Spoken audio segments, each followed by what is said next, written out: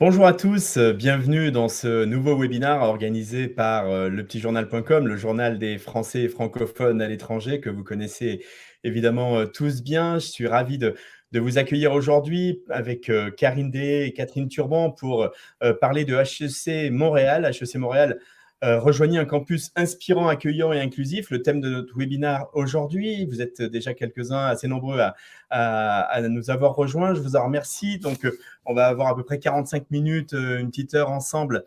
Donc, posez évidemment vos questions. On a la chance d'avoir les expertes pour répondre aujourd'hui à toutes vos questions. Donc, vous avez un petit onglet questions sur la droite. Donc voilà, je vais mettre un petit bonjour. Hop, vous allez voir, ça va s'afficher. Voilà, hop, posez une question. Donc n'hésitez pas, dites-nous déjà où vous êtes, faites-nous un petit coucou, montrez-nous que ça fonctionne bien. Vous êtes peut-être en Italie, peut-être en Angleterre, peut-être ailleurs. Donc faites-nous un petit coucou, saluez-nous et surtout évidemment utilisez cet onglet pour poser toutes vos questions. Karine et Catherine vont évidemment essayer et répondre à toutes vos questions. Voilà, on a Florence qui est en Auvergne. Bonjour, bonjour Florence. Je vous rappelle également que ce webinaire sera disponible en replay pour ceux qui ne pourront pas assister à tout, vous pourrez ou ceux qui veulent le revoir, ou également ceux qui veulent évidemment le faire connaître à leurs amis qui ne s'étaient pas inscrits. Donc voilà, pas de souci, le webinaire sera disponible en replay. Et puis il y aura également un article dans le petitjournal.com dans les prochains jours. Donc vous aurez également très facilement accès à l'information et au replay aussi via l'article. Voilà, on a Élise qui est dans le sud-ouest, Céline qui nous dit un petit bonjour. Je vais donc présenter très rapidement, avant de leur passer la parole, donc Catherine Turban, qui est responsable du recrutement et de la promotion des programmes au sein du bureau de représentation de HEC Montréal à Paris. Donc Catherine est à Paris. Et Karine Deshaies, qui est maître d'enseignement en management et coordinatrice de l'année préparatoire à HEC Montréal et qui est donc à Montréal. Il est midi à Montréal et 18h à Paris. Bonjour à toutes les deux. Catherine, je vous passe la parole en premier pour vous présenter et nous dire quelques mots. Bonjour à tous, merci de votre intérêt pour notre campus. Ça me fait plaisir de vous retrouver une fois de plus avec Karine ce soir. Et puis merci au Petit Journal et à Hervé de nous donner cette opportunité. HEC, je vais vous parler un petit peu d'HEC Montréal. Oui, en quelques mots, puis après, vous voulez peut-être que Karine se présente, et puis après, Peut-être, on ouais. aborde. Allez, Karine, on vous laisse quelques mots pour vous présenter, parce que j'ai juste donné votre titre, mais c'est un peu informel. Donc, Il n'y a pas de problème. Alors, bonjour tout le monde. séquence. Ouais, alors bonjour tout le monde. Je suis très contente d'être avec vous aujourd'hui. Donc, je suis maître d'enseignement, donc ça veut dire que je suis principalement enseignante. J'enseigne donc à l'année préparatoire, mais aussi quelques cours au baccalauréat et dans d'autres programmes à HEC Montréal. Donc, ma spécialité, c'est le management, notamment le management interculturel. Donc, si vous venez à Montréal, vous aurez peut-être la chance ou la malchance d'être avec moi en salle de classe. Donc, ça, c'est ma fonction principale. Et ensuite, je suis aussi coordonnatrice de l'année préparatoire. Donc, à ce titre-là, mon rôle est de m'assurer que tout fonctionne pour les étudiants de l'année préparatoire. Autant sur le plan pédagogique, donc assurer une certaine coordination avec le corps enseignant pour que tout roule de ce côté-là, mais aussi, je vous dirais, sur le plan personnel et au niveau de l'intégration, parce que pour moi, la réussite académique passe aussi par le bien-être de nos étudiants. Donc voilà, donc j'ai la chance et l'opportunité aussi de travailler très étroitement avec les étudiants, notamment en dehors de la salle de classe. On y reviendra sûrement dans le cours de la présentation. Bien entendu. Merci beaucoup, Karine. Alors, Catherine, dites-nous un petit peu, qu'est-ce que c'est, présentez-nous HEC Montréal en quelques mots. Oui, alors, donc qu'est-ce que c'est HEC Montréal? Donc HEC Montréal est une école de commerce. Elle forme en fait, c'est la première école de commerce fondée au Canada et elle forme depuis 1907 des générations de leaders qui contribuent au succès des organisations et de la société, que ce soit dans le domaine du public ou du privé. Elle est, je dirais, européenne par sa francophonie et nord-américaine par sa géographie. HEC Montréal vraiment rayonne par la diversité de sa communauté et de ses programmes d'enseignement. Je vais tout de suite donner quelques chiffres parce que je sais que pour certaines personnes, c'est important aussi d'avoir une petite cartographie. Donc, HEC Montréal, c'est plus de 15 000 étudiants, plus de 4 000 étudiants internationaux, et une communauté alumni riche de 82 000 diplômés, dont 10 000 diplômés viennent du continent européen. Voilà, je sais qu'il y a pas mal de personnes qui nous écoutent d'Europe ce soir.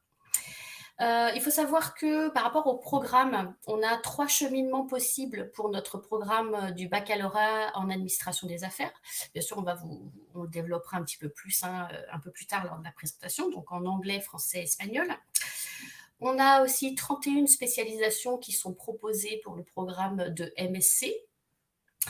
Un MBA en temps partiel et à temps plein.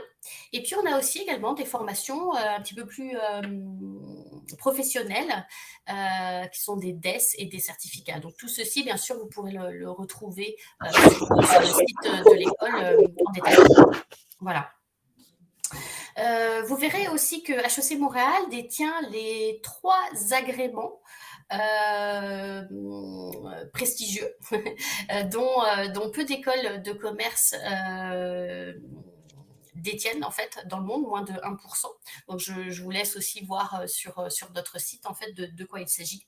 Elle est membre de la conférence des grandes écoles.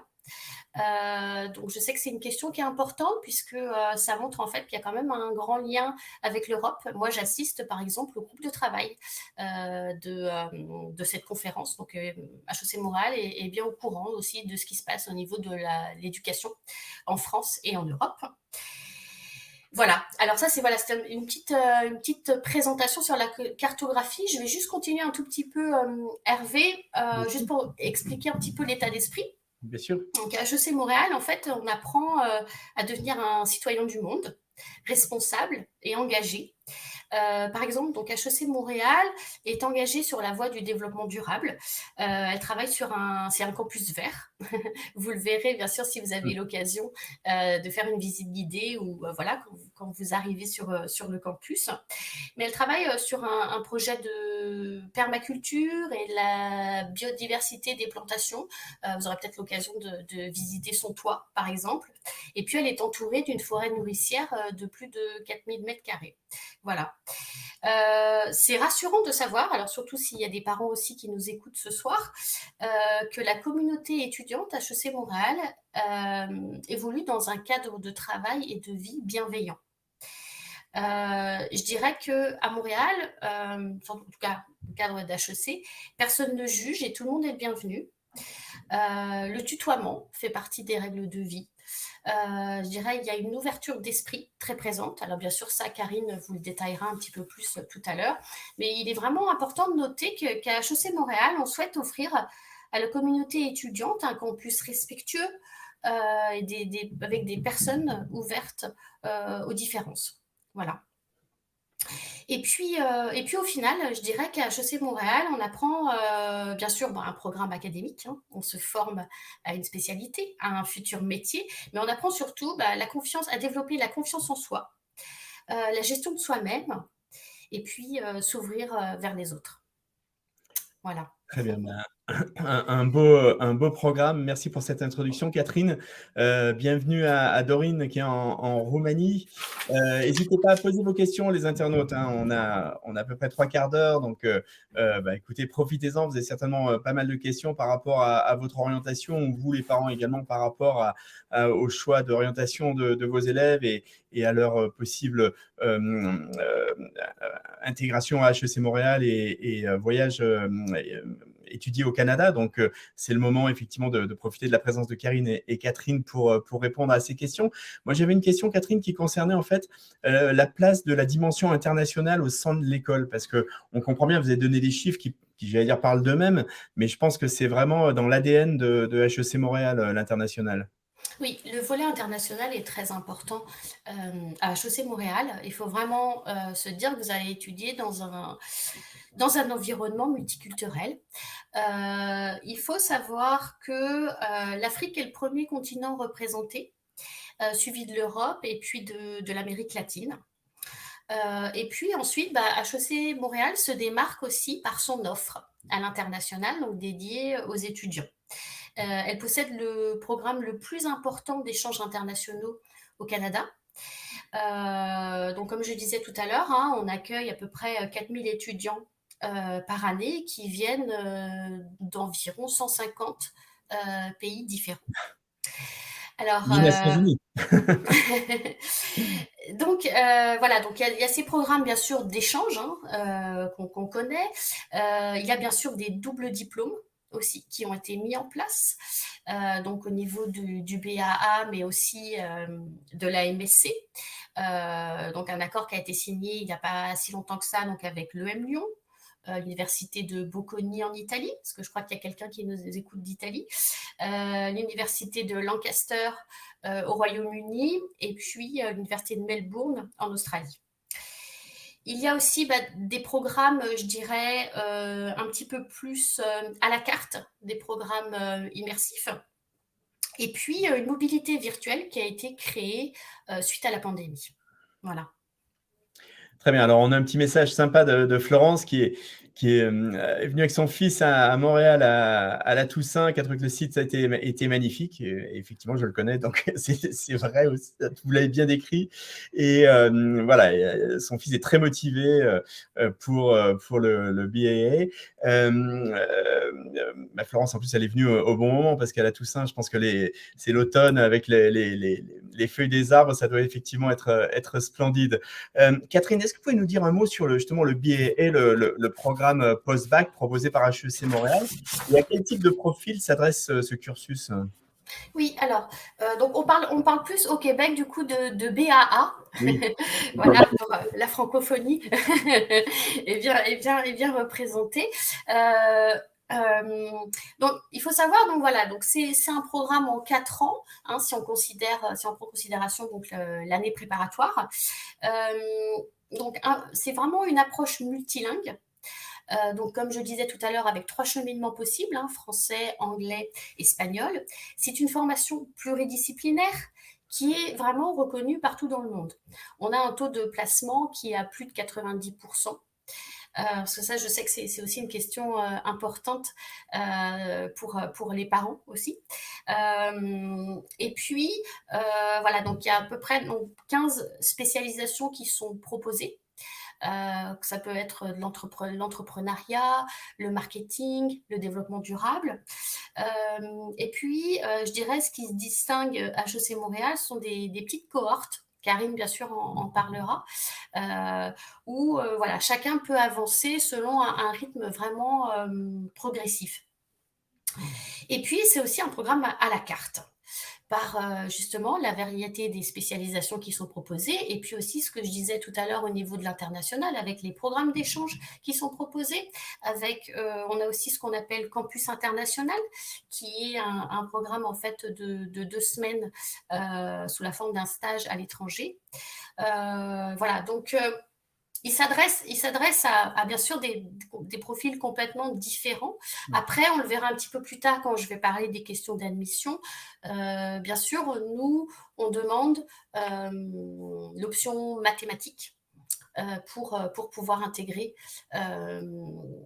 ce programme. Mais j'en parlerai un petit peu davantage quand on va voir la question des admissions. Merci Catherine. Allez les internautes, soyez pas timides, posez vos questions, c'est le moment de le faire. Vous avez le petit onglet questions sur la droite. Karine, moi je voudrais vous demander quelles sont les spécificités du programme pour les étudiants non québécois, donc non issus du système québécois, pardon, c'est pas la même chose, et notamment en fait en quoi consiste cette année préparatoire? Oui, alors l'année préparatoire, c'est la première année des 4 ans dont Catherine vous a informé. C'est une année qui est spécifique pour les étudiants donc, qui n'ont pas fait leurs études au Québec. Donc, ce n'est pas spécifiquement, justement, comme vous le disiez, ce ne sont pas juste des non-québécois, ça peut être aussi des étudiants québécois qui ont fait leur cursus à l'étranger. Donc, majoritairement, on est quand même bien représenté au niveau de l'étranger parce qu'il y a à peu près 90% de nos étudiants qui viennent de l'étranger dans ce programme-là. Il y a à peu près 25 à 30 nationalités différentes, une quarantaine de pays de résidence. Donc, il y a une belle diversité quotidienne dans les salles de classe. C'est un programme qui dure donc 1 an. L'objectif de ce programme-là, il y en a plusieurs. Le premier, bien entendu, c'est de parfaire les connaissances, notamment au niveau des mathématiques et au niveau des langues, pour pouvoir atteindre le niveau requis pour rentrer pleinement au baccalauréat. Donc, il y a des petits ajustements à faire en mathématiques et aussi au niveau linguistique, puisqu'avec cette belle diversité, tout le monde n'est pas francophone. Tout le monde n'arrive pas avec le même bagage en anglais et en espagnol. Donc, selon les objectifs personnels que l'on se fixe pour l'année suivante, c'est-à-dire de rentrer dans le programme bilingue ou trilingue ou unilingue, il faut parfaire son niveau linguistique. Donc, on a 1 an pour s'ajuster de ce côté-là. Donc, les langues prennent quand même une bonne place dans le programme, ainsi que les mathématiques. Mais je pense que la particularité du programme aussi, c'est de mettre l'accent aussi sur les savoir-être et les savoir-faire. Donc, en termes de savoir-faire, on développe, par exemple, des connaissances en termes outils informatiques. Donc, c'est important pour nous que les étudiants maîtrisent les logiciels de gestion, donc les logiciels quotidiens quand on travaille dans le domaine de la gestion. Donc, on prend le temps de parfaire ces connaissances-là pour que les étudiants soient habiles et à l'aise, mais aussi tous les savoir-être. Donc, tout à l'heure, Catherine a parlé que pour nous, c'était important de développer la confiance en soi des étudiants, l'ouverture d'esprit. Donc, on a des cours qui sont dédiés complètement à cela. Donc, notamment mes cours, là, c'est vraiment les cours que moi, je donne personnellement, où l'idée est là vraiment d'accompagner les étudiants dans le processus d'adaptation qu'ils vivent, puisqu'ils rentrent à l'université. C'est une première adaptation. Ils le font dans un contexte culturel différent et dans une pédagogie qui, elle aussi, est très différente et peut être très déstabilisante. Donc, la pédagogie que l'on a, c'est une pédagogie très, très active. Donc, les étudiants sont loin d'être passifs en salle de classe. Au contraire, ce qui est parfois très perturbant et nouveau pour eux. On leur demande beaucoup de participer. Donc, on se base sur la pédagogie inversée. Ils préparent les cours à la maison à travers différents outils que l'on a à disposition en ligne. Et en salle de classe, vraiment, on réserve le temps pour pouvoir mettre en pratique, discuter et vraiment échanger. Donc, les étudiants sont amenés à être très, très actifs pendant les cours. On a des approches expérientielles, donc on les met face à des situations les plus proches de la réalité qu'ils vont rencontrer sur le marché du travail, pour vraiment être capable de prendre les connaissances qu'ils ont acquises à la maison et vraiment de les mettre en action et en pratique. Donc, c'est assez particulier. Et c'est assez nouveau, en fait, surtout pour les étudiants qui arrivent des lycées, notamment français, marocains ou d'autres programmes du secondaire, où souvent on leur a demandé d'être le plus tranquille possible en salle de classe et d'écouter. Et là, on leur demande complètement l'inverse. Donc, il y a tout un ajustement à faire. Finalement, il y a plusieurs cours qui sont là pour les accompagner, pour qu'ils comprennent un petit peu leurs forces, qu'ils se découvrent, ils apprennent à se connaître. Et puis qu'ils s'ouvrent aussi à la diversité et à la particularité des étudiants qui sont en salle de classe. Donc, on a des cours, par exemple, qui sont destinés à bien travailler en équipe dans un contexte multiculturel, à favoriser la collaboration. Donc, c'est un petit peu la philosophie de l'année préparatoire, finalement. Donc, ils sont dans des classes d'à peu près 50 étudiants, donc ce qui est petit pour Montréal. Donc, ils restent vraiment ensemble pendant 1 année. Donc, ça crée aussi des liens entre les étudiants. Ils apprennent à se connaître. Nous, on apprend aussi à les connaître. Le corps professoral est très présent et très disponible pour eux. Et puis, au bout d'1 année, là, ils rentrent dans la grande machine du baccalauréat où ils rejoignent les Québécois qui proviennent de ce que nous, on appelle ici le cégep. Voilà. Très bien, merci Karine. Moi, j'ai peut-être une question. Vous avez parlé de nouveautés. Effectivement, vous avez 90% de vos jeunes étudiants c'est leur première année d'université, d'école, ils arrivent à l'étranger. Pour certains, c'est une première expérience. Est-ce que vous avez des actions qui sont mises en place pour faciliter leur intégration lors de cette année préparatoire? Et je crois notamment que vous avez des systèmes de mentorat. Est-ce que vous pouvez nous en dire un petit peu plus? Oui. Déjà, à la base, c'est une philosophie en soi. L'année préparatoire sert à l'intégration. Donc, c'est vraiment l'objectif même de l'année préparatoire. Donc, que ça soit à l'extérieur ou à la salle de classe, on a vraiment cette vision commune de favoriser la réussite et l'intégration des étudiants. Donc, déjà, il faut savoir que le corps professoral lui-même est souvent d'origine étrangère ou a déjà une belle expérience à l'international. Donc, ils sont très sensibilisés, je vous dirais, à la découverte et ce que ça représente pour un jeune étudiant de 17-18 ans d'arriver seul à l'étranger. Donc, il y a cette disponibilité vraiment du corps enseignant qui est très, très importante pour nous, qui développe beaucoup de soutien, beaucoup d'ateliers, en fait, à chaque semaine. On a aussi une escouade académique qui est formée de bénévoles, d'étudiants bénévoles, qui développent des tutoriels, qui développent vraiment des petites vidéos conseils pour aider les étudiants à comprendre les attentes du système et puis la nouvelle culture dans laquelle ils arrivent. Et puis, on a aussi, comme vous l'avez mentionné, un beau programme de mentorat. Donc, ce qu'il faut savoir, c'est que les étudiants, dès qu'ils sont inscrits au programme, obtiennent automatiquement un mentor.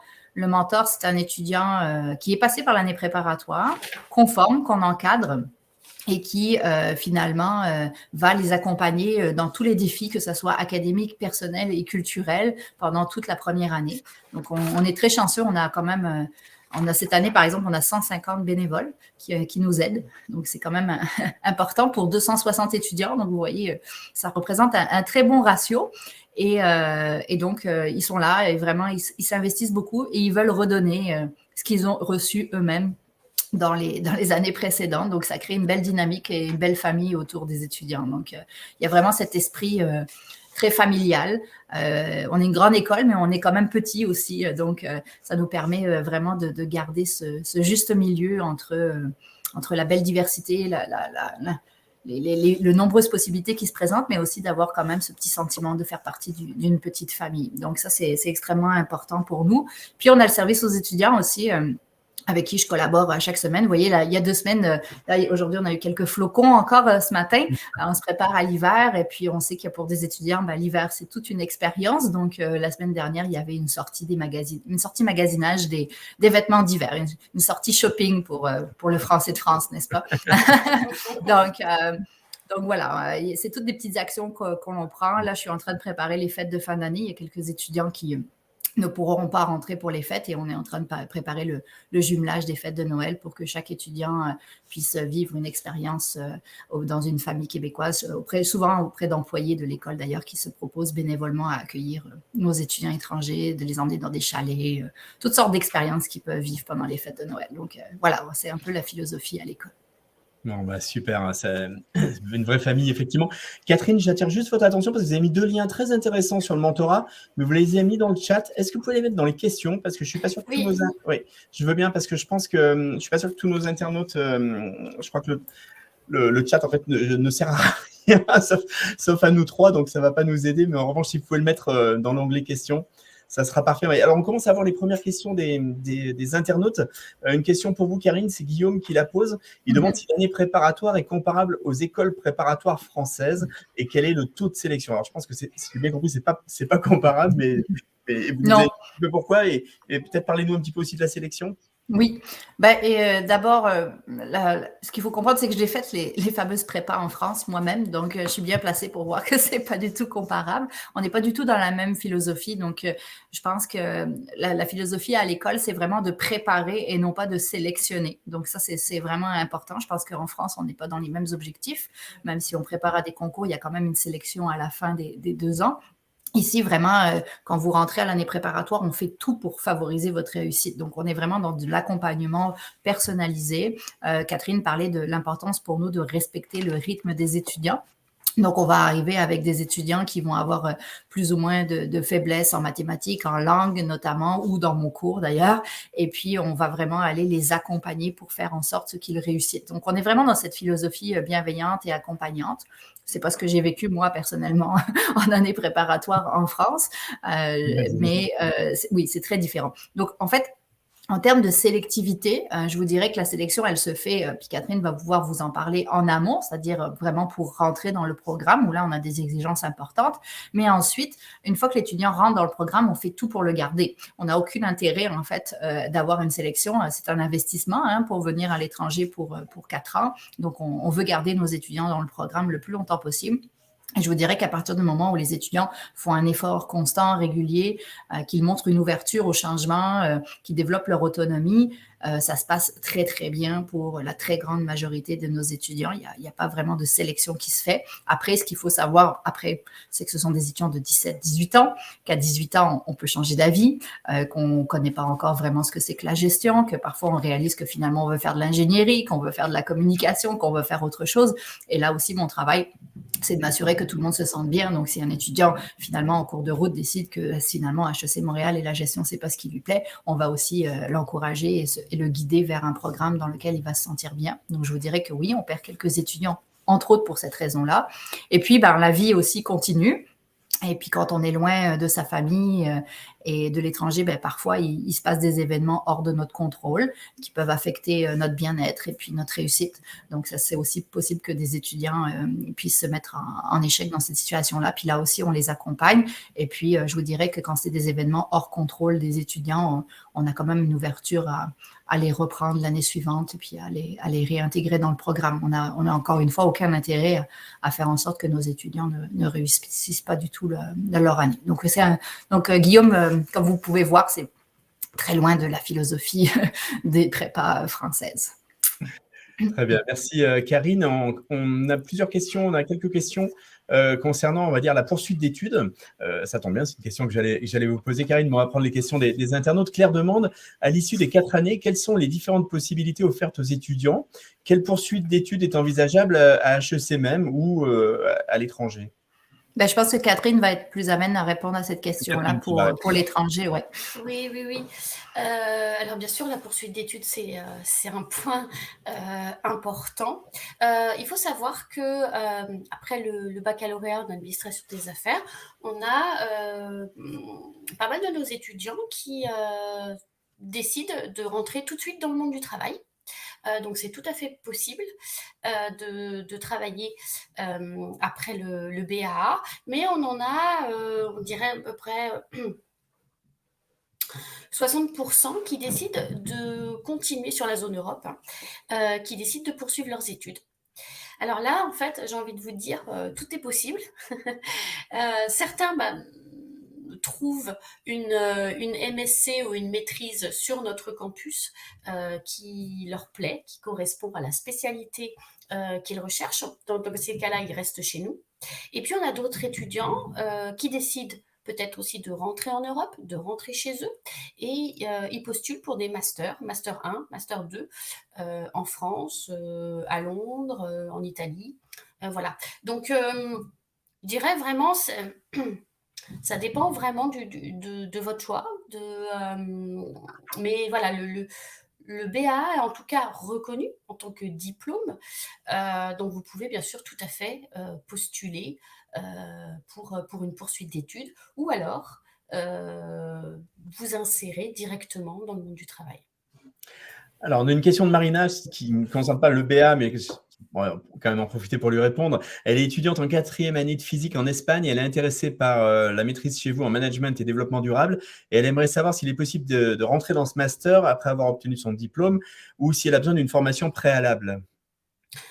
Alors, donc si elle, au niveau de son cursus, elle rentre tout à fait dans les critères. Après, ce qu'on propose en général pour les étudiants qui ne viennent pas forcément du domaine de la spécialité, comme la physique, développement durable. Alors après, je ne suis pas une experte sur savoir sur les cours que vous avez suivis, savoir le lien avec tout ça.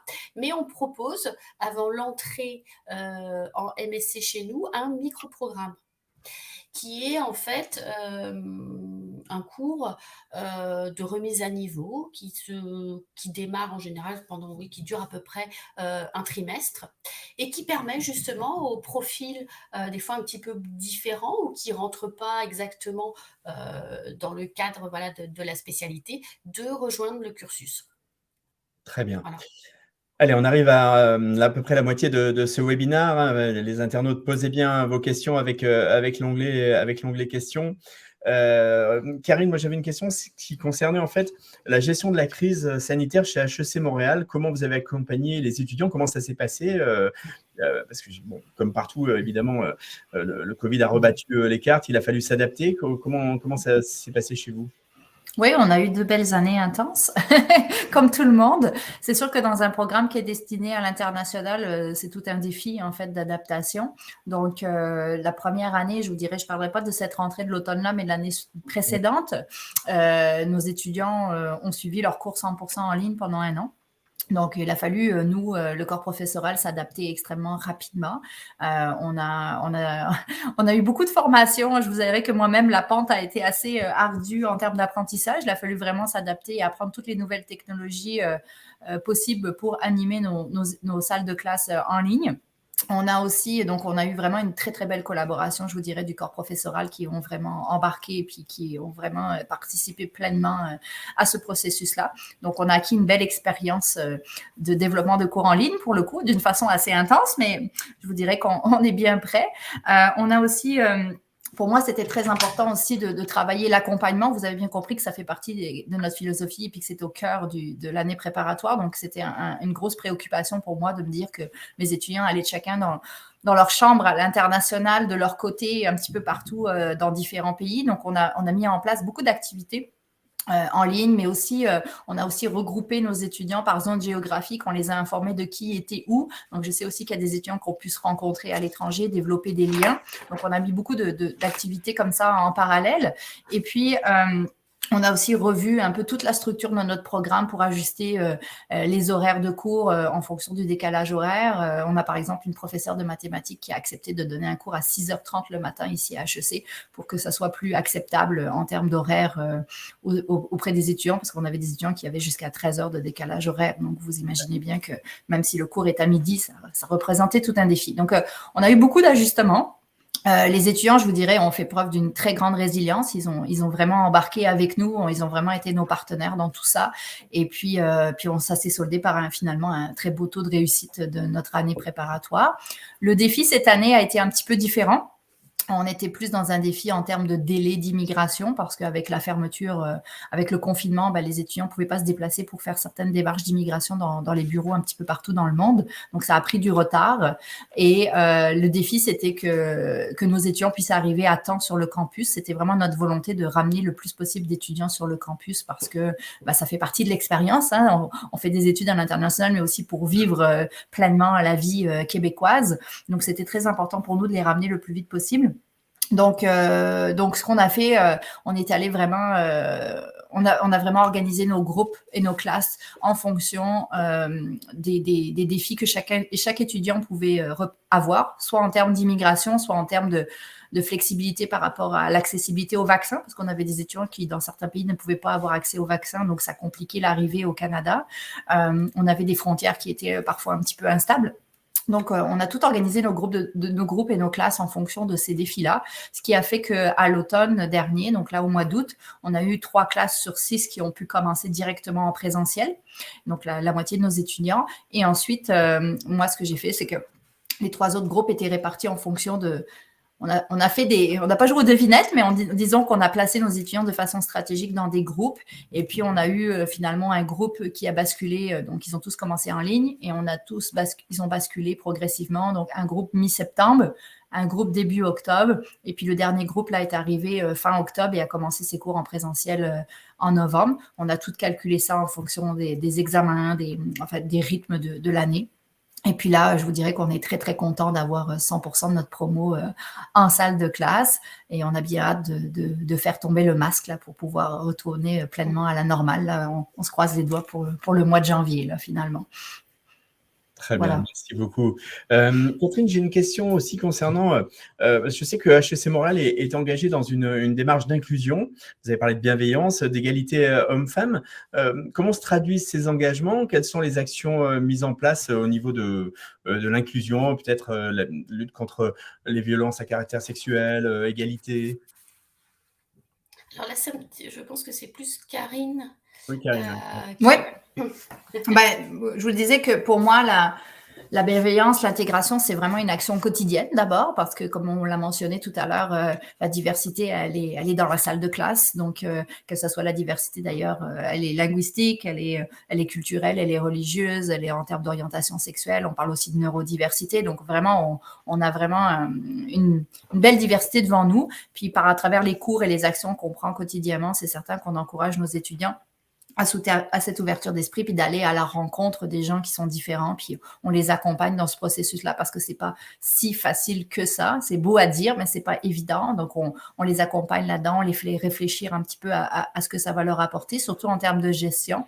Moi, je parle quotidiennement à mes étudiants dans ma salle de classe en leur disant, vous savez, les défis que vous allez rencontrer sur le marché du travail, c'est des nouveaux défis qui sont vraiment d'une ampleur sans précédent et vous allez avoir besoin de réfléchir différemment, de sortir un petit peu des cadres traditionnels pour trouver des nouvelles solutions et ça va passer par aller chercher vraiment une diversité de points de vue, une diversité de façons de penser et vous l'avez dans la salle de classe. Donc, on essaye vraiment de maximiser ça. Donc, ça, c'est nos premières actions, je vous dirais, quotidiennes. Ensuite, c'est certain que ça fait partie des valeurs du programme aussi de s'assurer du bien-être des étudiants. Donc, cette année, par exemple, on a eu des nouvelles actions par rapport aux violences à caractère sexuel. C'était une préoccupation que nos étudiants avaient. Donc, on part vraiment on parle vraiment de la source. On parle de ce que les étudiants ont comme préoccupation, puis on travaille avec eux.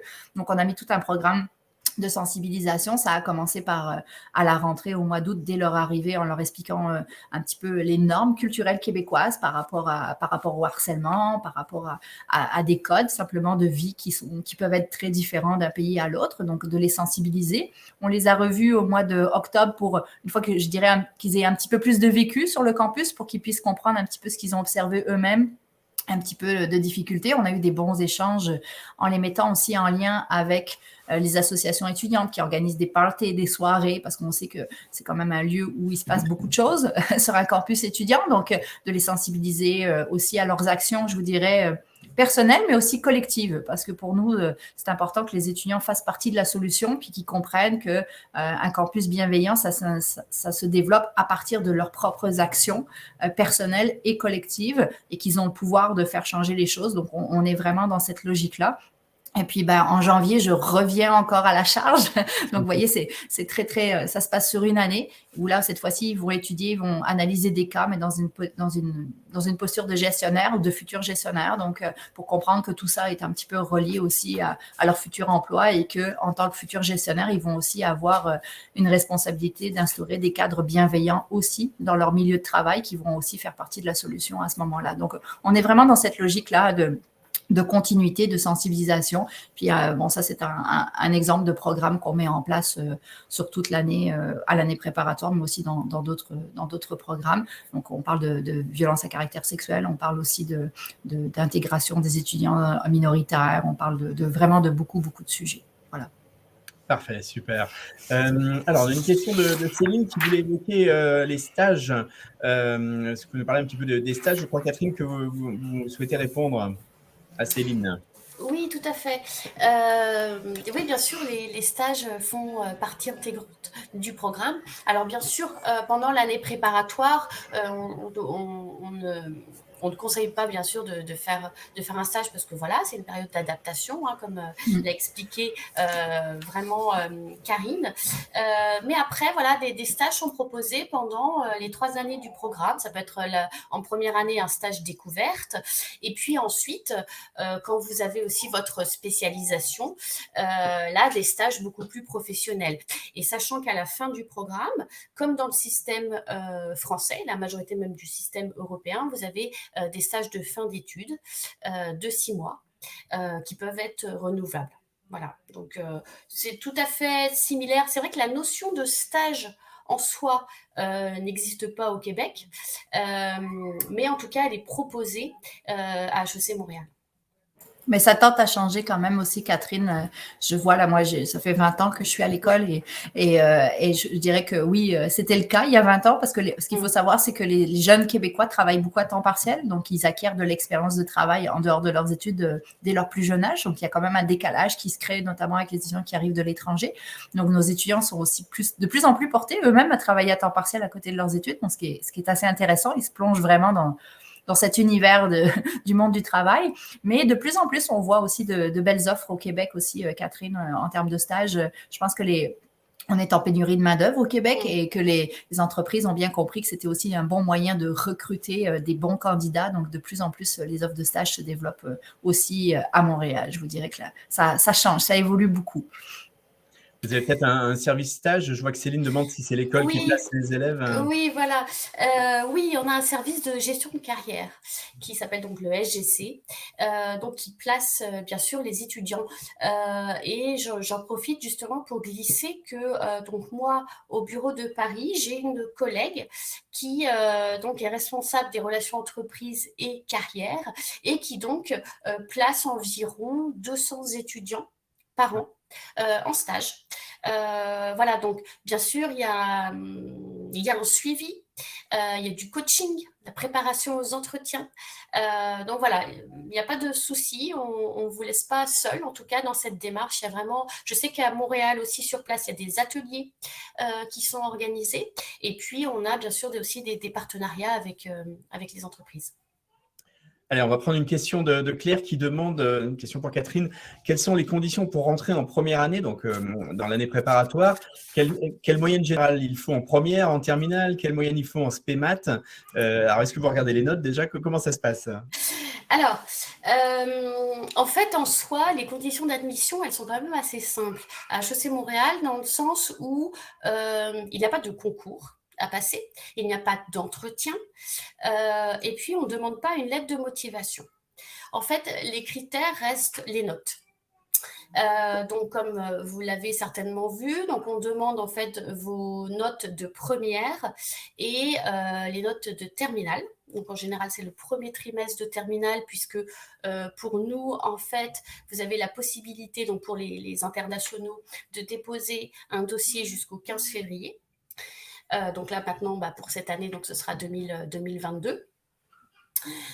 Donc, on va analyser en fait vos relevés de notes et il faut savoir que l'admission se fait en 2 étapes. Vous avez d'abord une phase d'admissibilité, c'est-à-dire qu'il va y avoir une prédiction par rapport à vos notes, savoir en fait si vous tendez plutôt à avoir une mention très bien ou baccalauréat, puisqu'en fait, voilà, je rappelle qu'il faut une mention pour pouvoir rentrer en prépa chez nous. Donc la mention très bien ou la mention bien. Donc vous allez avoir une phase d'admissibilité. Et puis la phase d'admission vraiment finale intervient au moment du résultat du bac, au mois de juillet. Voilà. Donc je ne peux pas vous donner vraiment ça ne se fait pas vraiment sur la base d'une moyenne, ça se passe vraiment sur la phase d'une prédiction. Voilà. Et sachant que l'admission finale se fait vraiment sur l'obtention de la mention. Et alors, comment candidater, Catherine? J'imagine que c'est pas sur Parcoursup? Alors, non, Parcoursup est réservé vraiment seulement aux étudiants qui viennent de France. Voilà. Donc, nous, on est une école internationale, on est au Québec, donc on est hors Parcoursup. Donc, l'admission en soi, elle se fait, c'est vraiment très simple, c'est un dépôt de dossier sur notre site en ligne. D'accord. Avant le 15 février. D'accord. Et vers quand se fait... Ah oui, donc avant le 15 février, vous avez bien noté les internautes, hein, donc il faut commencer de se préparer. Vers quand se fait la phase d'admissibilité, demande Florence? Alors justement, donc après le 15 février, le service des admissions justement va analyser votre dossier et je dirais qu'elle se fait en général courant mars, voire jusqu'à début avril. Et à ce moment-là, donc vous recevez donc un résultat, savoir si vous êtes admissible ou pas. Si la réponse est positive, dans ces cas-là, on vous accompagne dans vos démarches d'immigration, puisque c'est à ce moment-là qu'il faut commencer à faire les démarches pour obtenir un permis d'études. Et puis vous serez convoqué à une réunion, soit en présentiel, soit en virtuel, pour vous informer vraiment de la suite des opérations. Voilà. Très bien, c'est très clair. Merci beaucoup, Catherine.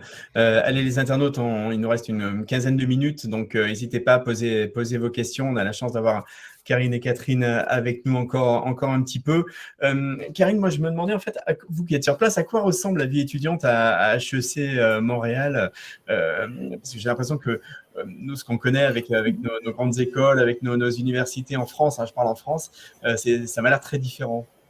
C'est très actif, je dirais. Ça l'était beaucoup avec la pandémie. C'est sûr que les règles ont un petit peu changé dernièrement avec la pandémie, mais je vous dirais que même pendant la pandémie, nos étudiants ont été extrêmement créatifs, ils ont voulu, et ça montre toute l'importance de la vie associative au sein de l'école, ils tenaient absolument à maintenir le plus de vie possible. Donc, ils ont fait beaucoup de choses en ligne. On a eu beaucoup d'activités en ligne. Bien sûr, c'est pas la même chose. On avait très hâte que nos étudiants reviennent sur le campus, ce qui s'est fait beaucoup depuis l'automne dernier. Donc, depuis le mois d'août, pardon. Donc, progressivement, on retrouve notre vie et notre sentiment de pleine activité au sein de l'école de mois en mois. Avant la pandémie, on avait l'habitude de dire qu'il y a plus d'activités que de jours dans l'année. Donc, c'était plus le défi de se dire à quoi je vais participer que qu'est-ce qui est disponible, c'est qu'en fait, il y a un trop grand choix qui se présente à l'école. Il y a des choix en fait, il y a des activités vraiment pour tous les goûts. Bien sûr, il y a beaucoup d'activités qui sont orientées vers le monde des affaires, donc pour découvrir le monde des affaires, des cocktails, des conférences, des réseautages reliés au monde des affaires. Mais on a aussi des activités qui sont plus sportives, plus culturelles, plus artistiques. Lundi soir, il y avait notamment, par exemple, une activité organisée par un groupe de théâtre sur les oups, je perds mon vocabulaire, sur les préjugés, les stéréotypes. Donc, vous voyez, ils sont encore une fois très impliqués. Hein. Vous voyez un peu les thématiques qui reviennent. Voilà. Et puis, on a aussi beaucoup d'activités, beaucoup d'associations qui sont tournées sur l'environnement durable, l'entrepreneuriat. Il y a une association qui est tournée vers le bénévolat d'affaires, le bénévolat aussi international. Je pense notamment à une association qui accueille chaque année des réfugiés au sein de l'école. Donc, on travaille en collaboration. J'ai deux étudiants d'origine congolaise en ce moment dans mon programme qui sortent directement d'un camp de réfugiés et que l'école accompagne avec cette association étudiante. Donc, vous voyez, il y a vraiment une grande variété d'activités. Ils sont très accompagnés aussi. C'est très important pour l'école aussi que les événements qu'ils produisent, ils en profitent pour développer des compétences et puis du professionnalisme. Donc, il y a le service aux étudiants qui est derrière pour pouvoir les coacher, qu'ils apprennent de leurs réussites, de leurs erreurs. C'est très important pour nous dans cette démarche-là. Donc, c'est des activités qui sont encadrées. Puis, il y a tout un volet aussi, je vous dirais, au niveau académique aussi, qui est représenté dans la vie associative avec les fameuses compétitions internationales dont l'école est très friande. Et on a la chance d'être souvent sur le podium, donc on continue nos efforts. Et puis là aussi, ce qui est intéressant dans tout ça, c'est qu'ils sont accompagnés, ils sont suivis. Et puis on a tout un groupe de diplômés, en fait, qui est très, très présent aussi pour les coacher et les préparer aux compétitions académiques. Donc on retrouve un peu cette même idée de famille et d'investissement, puis de redonner à l'école, finalement. Donc, on ne s'ennuie pas, je sais, ça c'est sûr. Et du coup, Catherine, quelles sont les infrastructures mises à disposition sur le campus pour les étudiants ? Oui, alors j'en profite pour rebondir sur la question de quelqu'un qui me demandait si on avait une résidence étudiante. Oui, bien sûr, on a une résidence étudiante réservée donc aux étudiants internationaux en priorité et puis aux étudiants qui sont mineurs. Donc, elle s'appelle la résidence d'Arlington. Je vais vous envoyer le lien là dans les questions. Donc oui, c'est possible.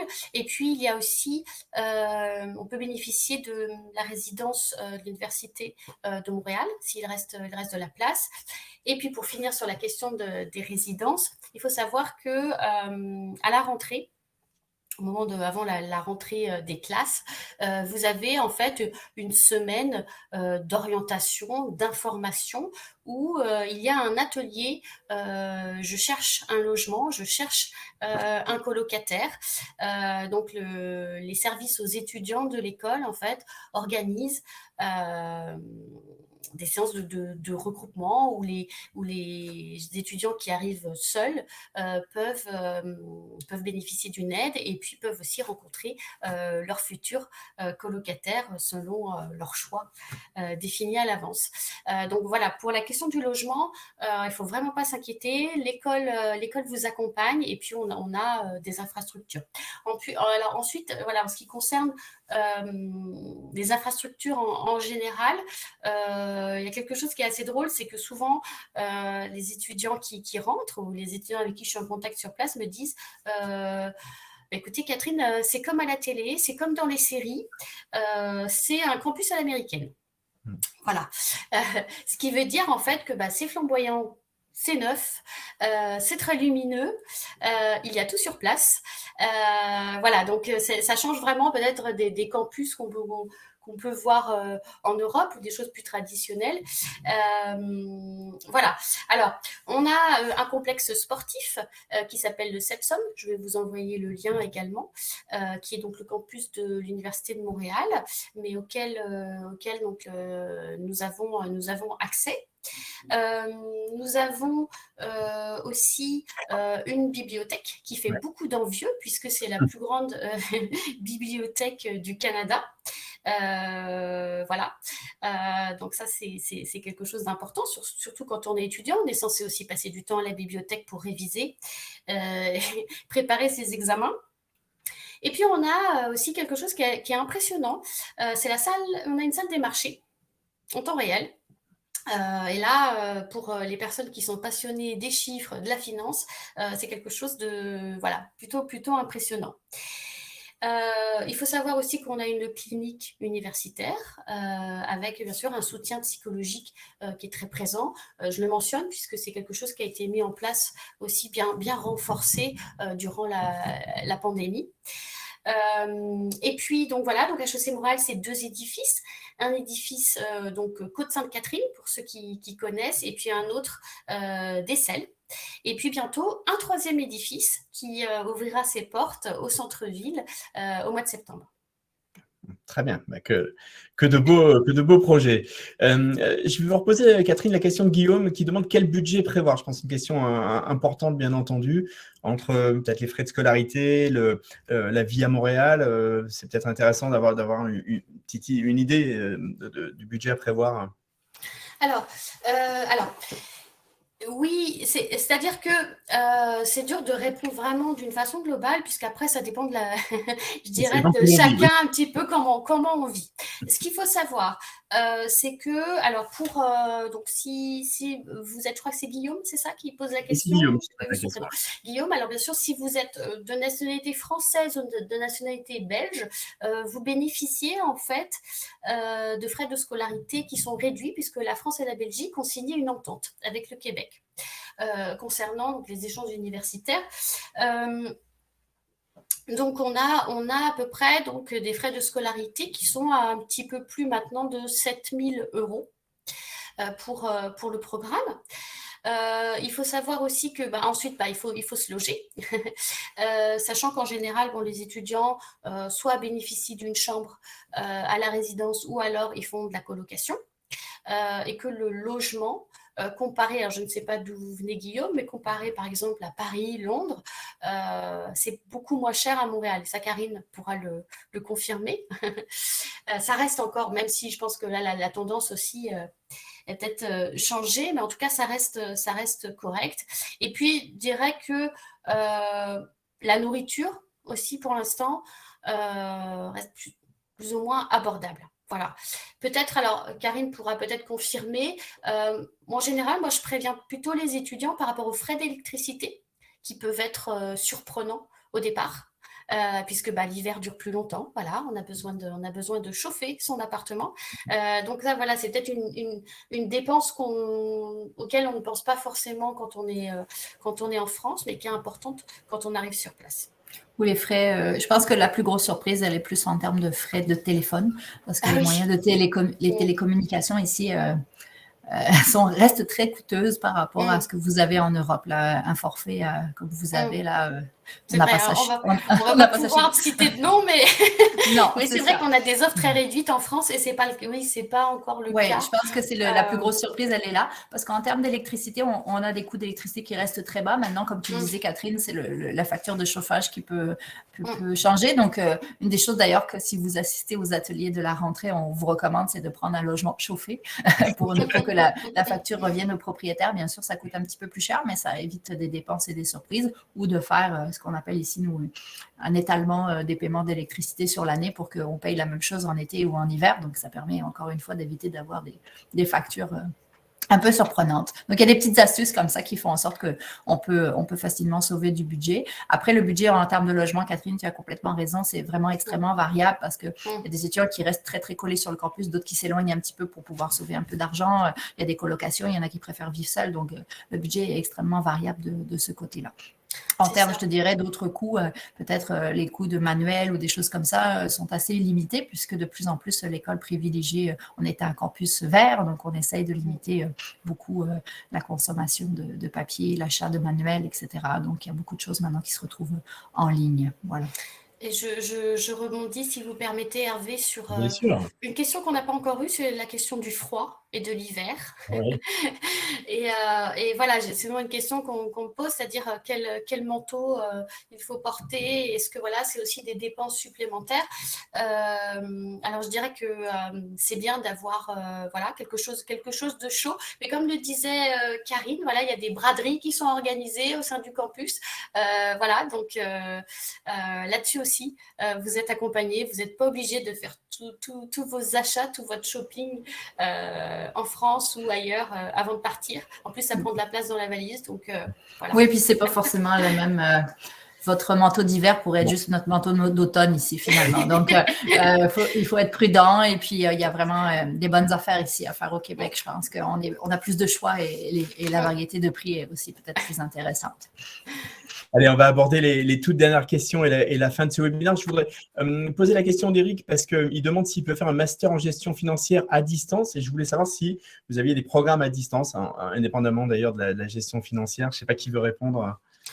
Alors, je peux répondre. Alors après, ça dépend bien sûr des spécialités, mais normalement, les programmes maintenant sont retournés vraiment en présentiel. Donc, on a une plateforme de cours en ligne qui s'appelle EduLib. Voilà, où là, vous pouvez retrouver des programmes. Mais là, dans le cadre de la MSC, je dirais que ce programme aujourd'hui n'est pas ouvert en ligne. Très bien. Allez, on va aborder un petit peu les mots de conclusion, si vous le voulez bien.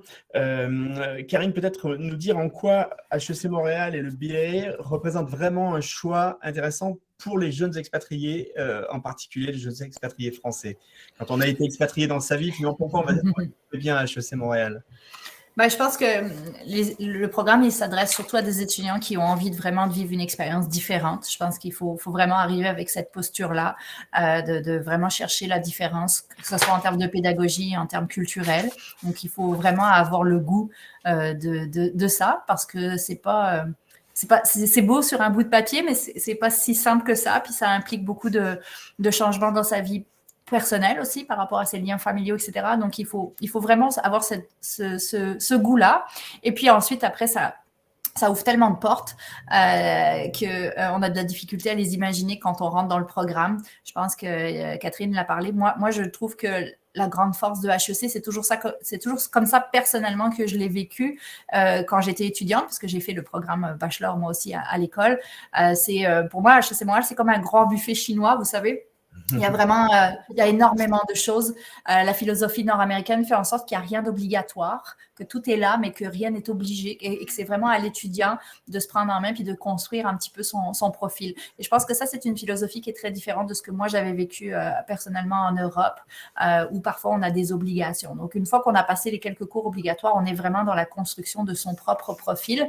Donc, si on veut faire de l'international, on peut. Si on n'en veut pas, si on veut faire des stages, on peut, mais on ne peut ne pas en faire non plus. Vraiment, c'est vraiment à la carte. Donc, je pense que ça, c'est une des grandes forces de l'école. Et puis, comme dans tout buffet chinois, si on reste assis, il n'y a rien qui va se passer. Donc, il faut vraiment avoir ce goût de l'initiative et puis d'aller chercher et puis de goûter des nouvelles choses. Et puis, des fois, on aime, des fois, on n'aime pas. Donc, on est vraiment aussi dans cette philosophie qu'on a le droit de faire des erreurs, on a le droit de changer d'avis, on a le droit d'échouer et de rebondir. Donc, ça aussi, c'est une philosophie qui est très, très importante. Peut-être, moi, vous savez, j'accompagne les étudiants, puis je trouve qu'il y a beaucoup de stress de performance, il y a beaucoup d'anxiété de performance, puis on essaie vraiment de diminuer ça au maximum en disant, écoute, tu as le droit de faire une erreur, tu as le droit de faire un faux pas, et puis tu vas rebondir, tu vas te reconstruire. Donc, je pense que le côté bienveillant, il est très, très, très, très présent, et puis je crois que c'est notre philosophie. Donc, il faut avoir le goût d'embarquer dans ce genre d'univers-là. Voilà. Merci beaucoup, Karine. Catherine, un mot de conclusion peut-être, et puis rappeler aussi peut-être quelles sont les missions du bureau que vous dirigez à Paris. Oui, alors, en tout cas, merci aux présents ce soir. Ça fait toujours plaisir de voir que voilà, il y a toujours un engouement pour le Québec et le Canada. Alors, un petit mot sur le bureau international Europe à Paris. Donc moi, je suis responsable du recrutement et de la promotion des programmes. Donc, mon but, c'est justement, un petit peu comme ce soir, c'est de vous orienter vers le meilleur programme, vous informer sur les différents programmes d'HEC Montréal. Mais comme je l'ai dit tout à l'heure, le but du bureau aussi, c'est de développer des relations entreprises, de faire des suivis au niveau des stages, du coaching pour les étudiants, et puis faire vivre et rayonner une communauté d'alumni à travers différents événements. J'en profite pour vous dire que le 7 décembre prochain, vous êtes invités si vous le souhaitez. On a un événement en duplex avec HEC Montréal sur le thème du développement durable. Très bien, parfait. Eh bien, écoutez, merci beaucoup, Catherine. Merci, Karine. Merci à tous les internautes. Je vous rappelle que dans quelques minutes, vous recevrez un email avec le lien pour le replay. N'hésitez pas à le faire connaître à d'autres. Merci pour toutes vos questions. Je crois qu'on a bien pu découvrir, grâce à Karine et Catherine, ce qu'était HEC Montréal, un campus inspirant, accueillant et inclusif. Il y aura un article également dans les prochains jours sur lepetitjournal.com avec des liens qu'on rajoutera, Catherine, pour être complètement précis et qui renverront également, évidemment, bien entendu, sur votre site. Merci à tous les internautes. Je vous dis à très bientôt pour d'autres rendez-vous webinaires. Je vous souhaite une bonne soirée, une bonne journée, c'est selon. Et puis, je vous remercie encore. À bientôt. Au revoir. Au revoir. Au revoir.